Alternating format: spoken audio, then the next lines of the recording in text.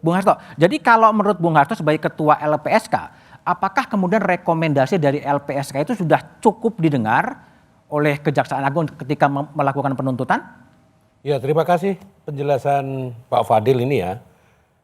Pak Fadil kan menyampaikan pertimbangan yang diajukan oleh LPSK itu sudah dipertimbangkan oleh Jaksa Penuntut Umum.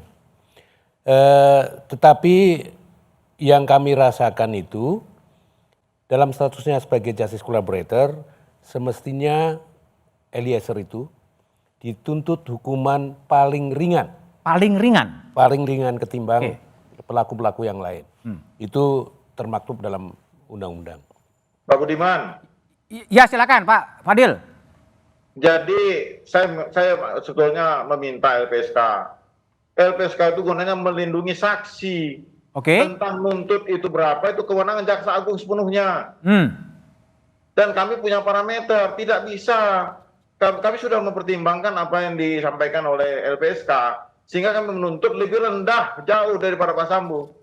Ya itu tadi saya sampaikan, saya menghargai upaya kejaksaan untuk memberikan kerekaan hanya untuk melindungi saksi dan korban.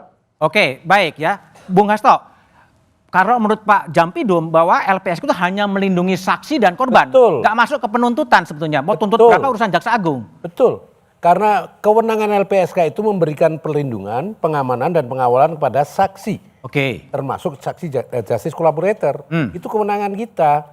Tetapi kita bisa memberikan rekomendasi kepada aparat penegak hukum untuk memberikan perlakuan khusus kepada justice collaborator.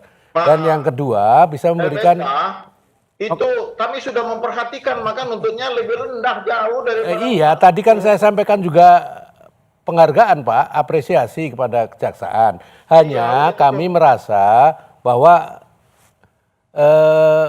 pertimbangan yang diberikan oleh jaksa itu perlakuan khusus kepada Eliezer ini dirasakan masih kurang. Ini yang membuat ada kesenjangan, ada disparitas antara mekanisme yang terjadi, dinamika yang terjadi di pengadilan dengan rasa keadilan masyarakat, terutama keadilan korban maupun Eliezer ya.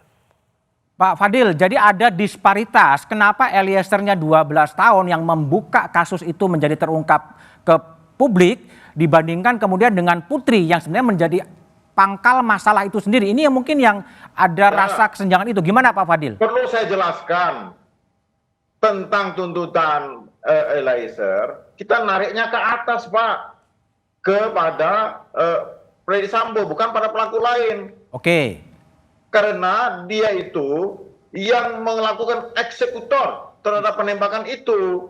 Pelaku lain itu memang ada mengetahui, ada perencanaan, ada niat, ada kesamaan niat. Ya itu kita lihat peran, maka kemarin tadi saya di Kompas TV ada gradasi perbuatan dan tingkat pertanggungjawaban pidana. Kita juga bisa membedakan siapa yang seharusnya dituntut tinggi, siapa yang menengah, siapa yang lebih ringan.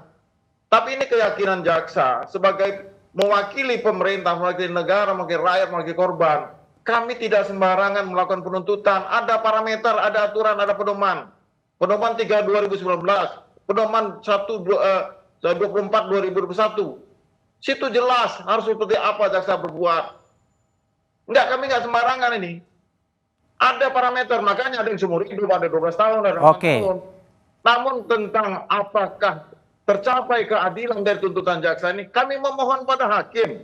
Kalau hakim berpendapat lain, kita bisa upaya hukum. Kalau hakim menyetujui, kami menerima, terdakwa menerima, udah. Jadi kita masih proses belum berhenti nih, belum berhenti ya, masih ada vonis hakim ya. Bung Roni, gimana Anda